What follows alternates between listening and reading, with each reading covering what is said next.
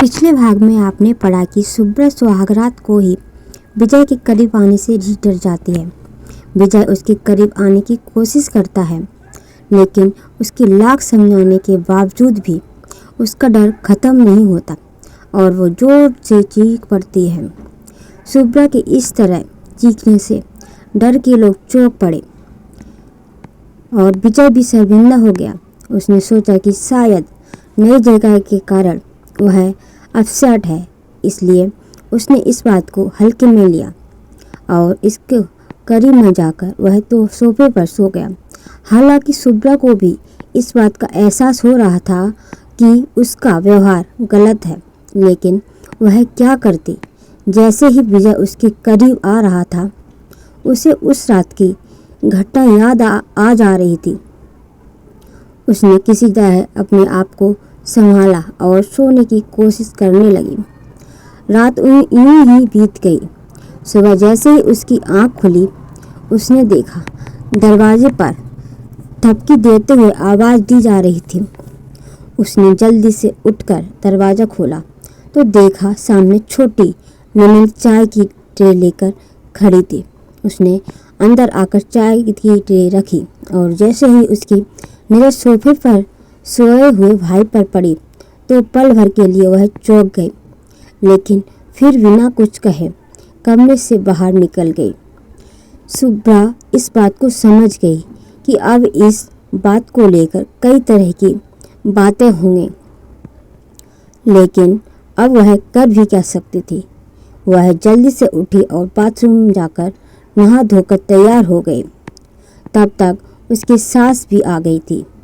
वो शुभ्रा को कुलदेवी पूजन के लिए बुलाने आई थी। कुलदेवी के पूजन के पश्चात उन्होंने घर के सारे बड़े को प्रणाम करने को कहा।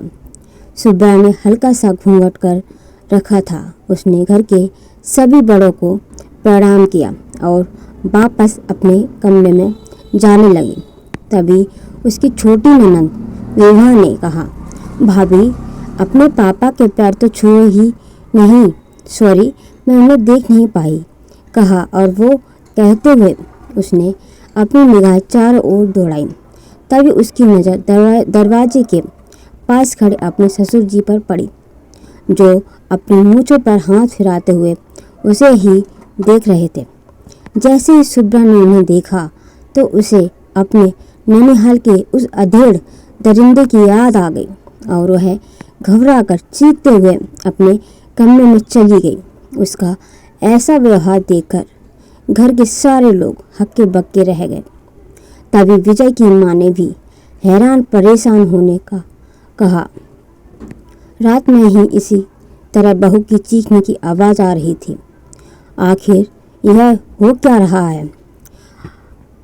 तभी विवाह ने कहा, पता नहीं क्या बात है मम्मी, लेकिन जब मैं चाय लेकर भाभी के कमरे में गई तो मैंने देखा भैया सोफे पर सोए पड़े थे।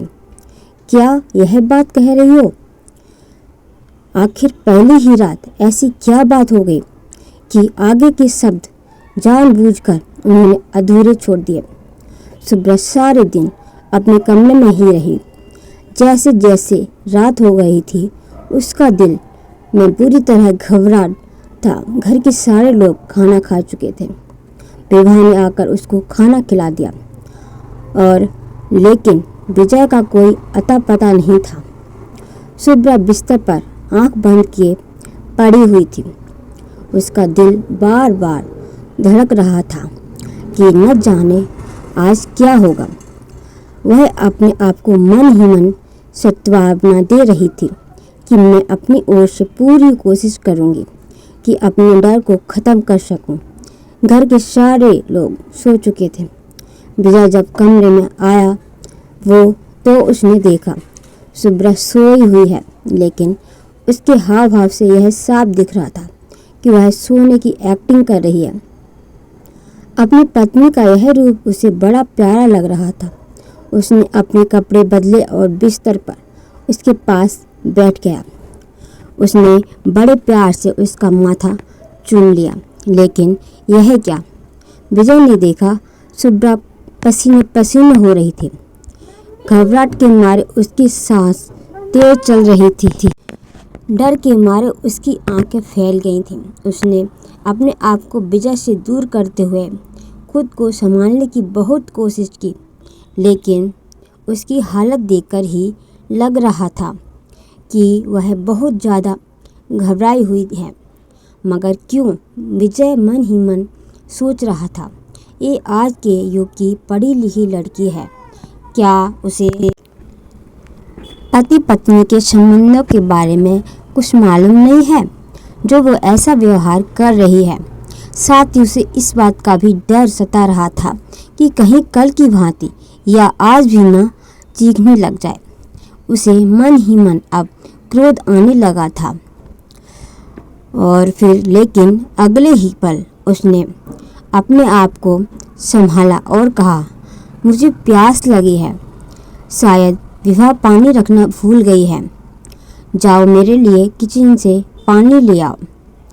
शुभ्रा ने जल्दी जल्दी हाँ में सर हिलाया और वह दरवाज़ा खोलकर किचन में पानी लेने चली गई। वह पानी लेकर किचन से बाहर आई हुई थी कि तभी उसने देखा विजय का भाई अजय भी अपने कमरे से बाहर निकला, शायद वह भी पानी लेने आया था। आगे की स्टोरी आगे के पार्ट में डालेंगे, तो आप लोग कमेंट करके बताइए ये स्टोरी कैसी लगी और आगे के पार्ट में जानेंगे शुभ्रा के साथ क्या हुआ। तो चलिए, thank you so much for watching, bye bye.